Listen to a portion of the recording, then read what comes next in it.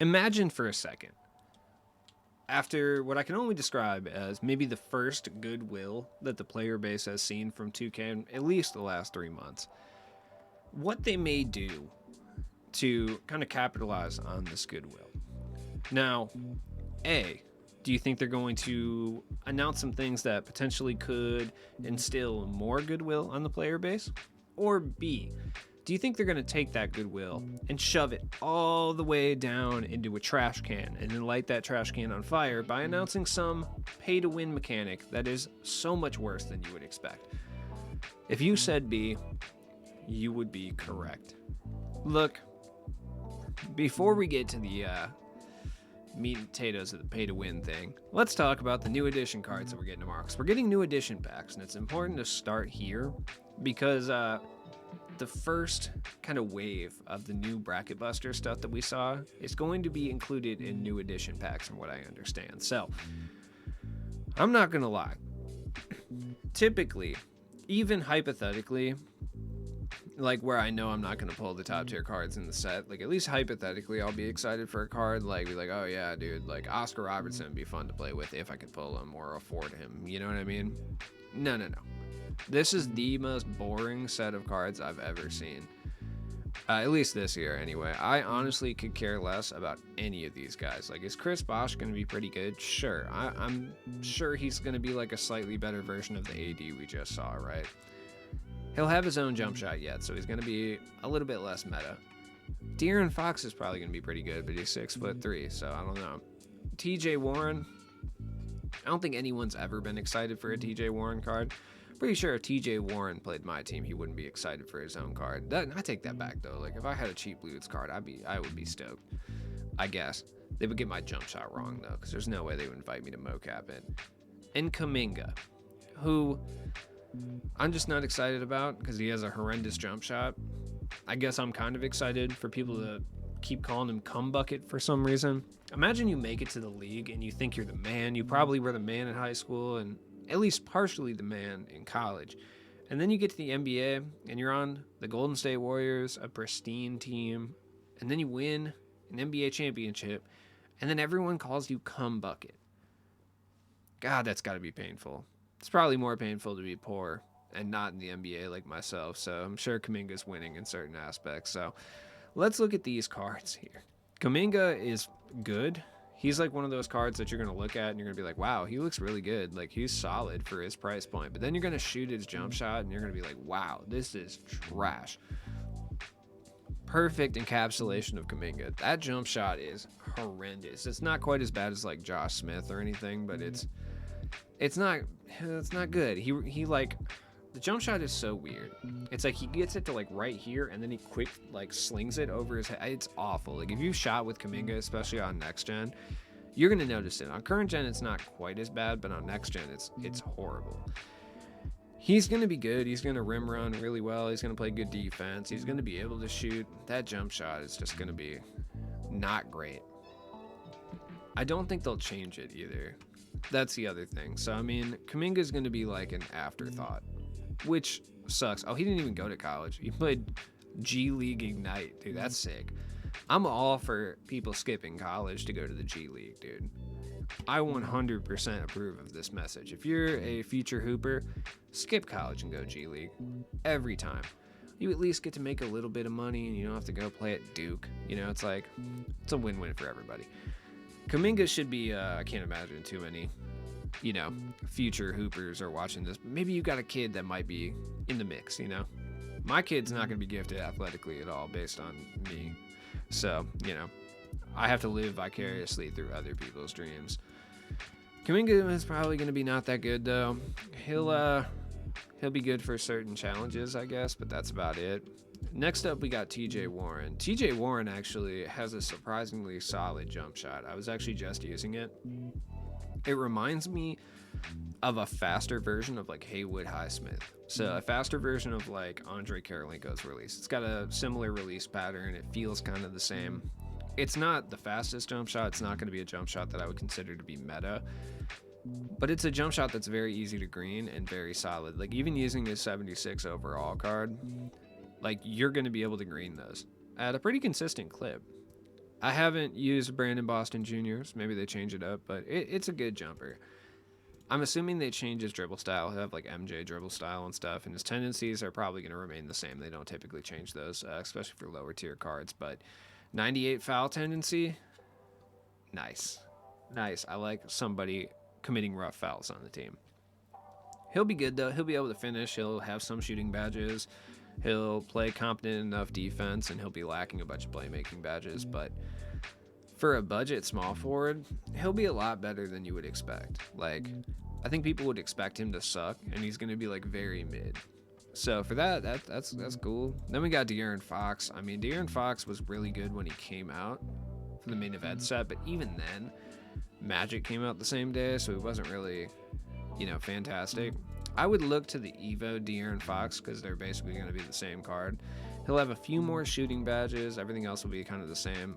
Defensive Hoffs, he'll have more gold shooting badges, but the jump shot's already on quick, so I would assume that nothing changes with De'Aaron Fox. I mean, he's just going to be a slightly better version of this exact guard right here. Jump shot's not terrible.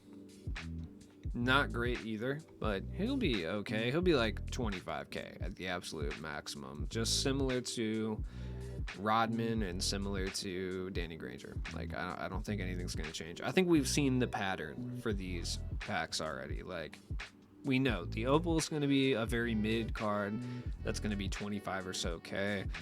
There might be a sneaky good diamond here and there, and the pink diamond's just going to be like forgettable every single time. Like Valanciunas, RJ Barrett, TJ Warren, they're all solid and serviceable, I guess, but just ultimately forgettable. Chris Bosh, though. Bosh is interesting. He's kind of like AD, where he looks a bit bigger than like 6'11". Like, there's certain cards that look smaller, like Miles Turner, for instance, looks smaller than 6'11", or 6'10". I forgot how big he is. I don't really care. Bosh looks a little bit bigger, so he's going to be good. The question is, what are they going to do with his dribble style? I think his release is actually a lot better than people realize, too. I like Bosh's release typically, so I think his release on quick will be solid. I'm assuming they'll change his tendencies, but we'll see, I guess. And he's going to be a really good stretch big. It's just a matter of, like, I mean, is anyone going to care? Probably not. If I had to assume, like, he's going to be over 300k. I just feel like no one's trying to spend 300k for Bosh. Now, that being said, these prices are subject to change when the actual lock-ins come out. Like, the Signature Series lock-in is a dark matter. It's just a matter of, is it going to be a dark matter that anyone cares about? Probably not. If I had to guess, I don't know.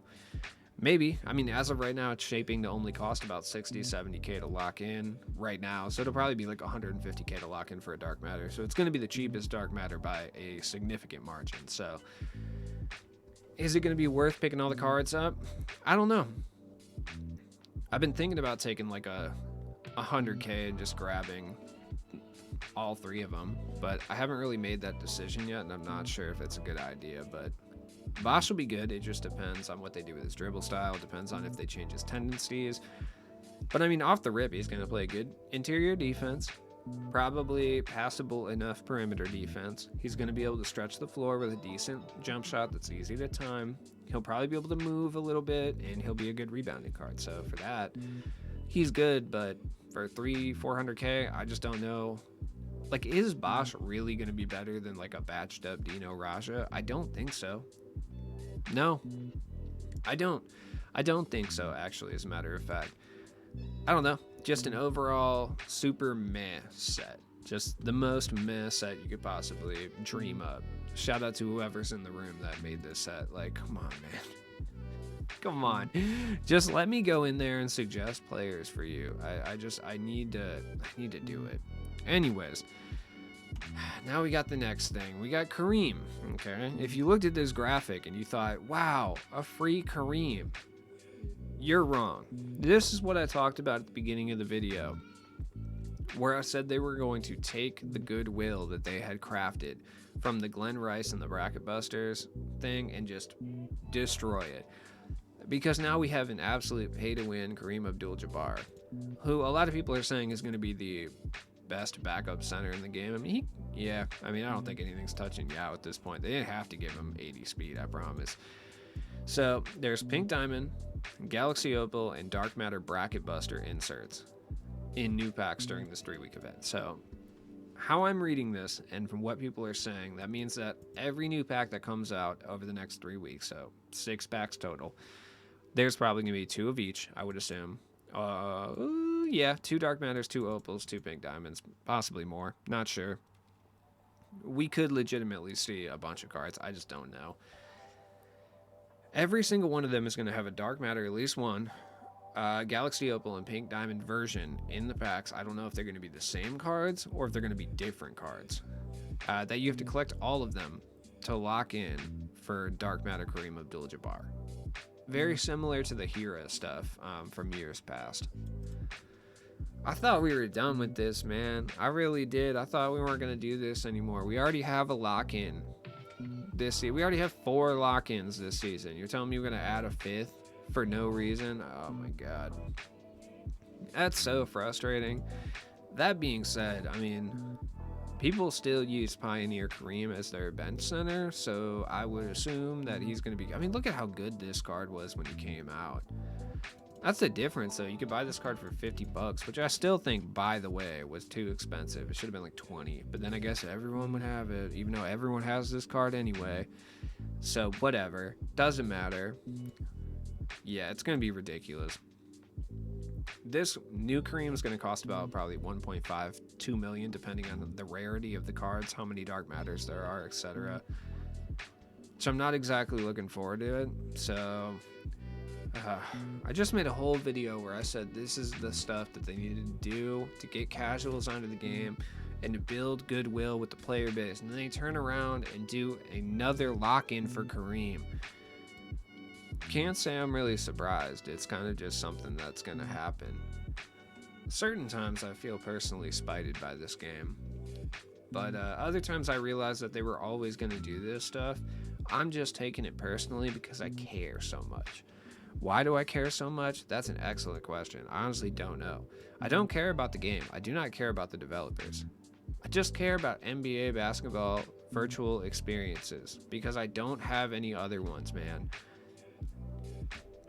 I fondly reminisce days playing old 2Ks before they were greedy scum, and NBA Live while they were still greedy scum, but they hadn't figured out ways to implement it yet. And I think, you know what, it can be like that again. But the truth of the matter is, it can never be like that again. Once the money gets introduced, things never go back to the way they were. We've seen that pretty much with every single video game that we ever loved growing up. So, pain. I know this is more of like an allegory of all the video gaming, but god, I hate this stuff. Anyways, this Kareem's gonna be cracked, by the way. Like, he'll have his release on quick, which his release is always really good anyway. I guarantee he'll have Michael Jordan dribble style for sure, and probably a bunch of meta dribble moves. His tendencies are already cracked. They probably won't even change them. He'll keep this one just cause. Do they have rebounding tendencies? Like, nah, they don't, right? I don't know. Something about this Kareem makes him rebound at a much higher clip than any other card in the game, even Yao Ming.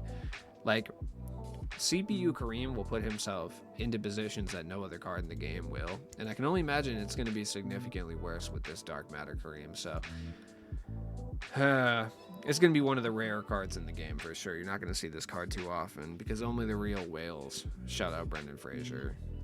Which, he didn't win an Oscar for Encino Man, which is crazy. Or Airheads. The Academy is rigged.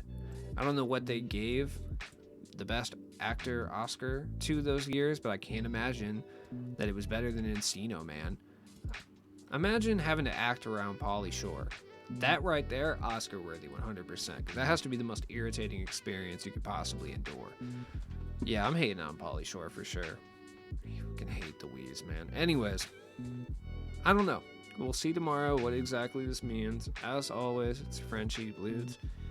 Shout out to everybody that's not Pauly Shore, man. Peace.